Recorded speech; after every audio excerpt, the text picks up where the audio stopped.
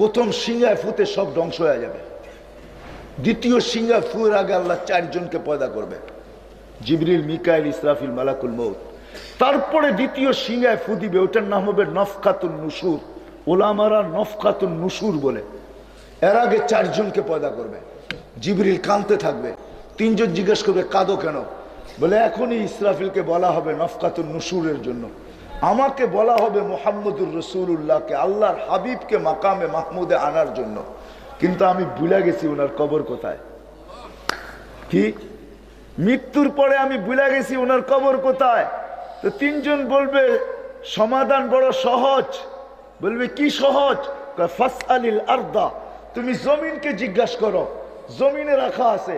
উনি জমিনকে জিজ্ঞাসা করবে, জমিন বলবে কাদ দাক্কানি আল্লাহু দাক্কা ফানাসিতু, প্রথম সিংহায় ফুতে আমাকে এরকম ধুনা হয়েছে, ধুনা, আমিও